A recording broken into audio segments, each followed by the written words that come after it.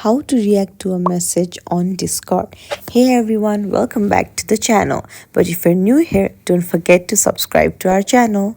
So today I'm going to teach you how to quickly react to a message on Discord. So let's dive right in. First, open a Discord app and then click on a chat and then long click on the message until you see this option. Now you can see like and heart.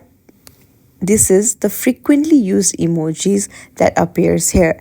Now if you want more emojis, what you have to do is you'll have to tap on the smiley and then you'll see list of emojis.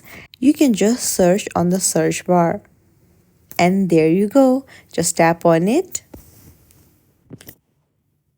and there is your reaction. That's it for today's video. Don't forget to like and subscribe for more tech tips and tricks. I'll see you in the next video.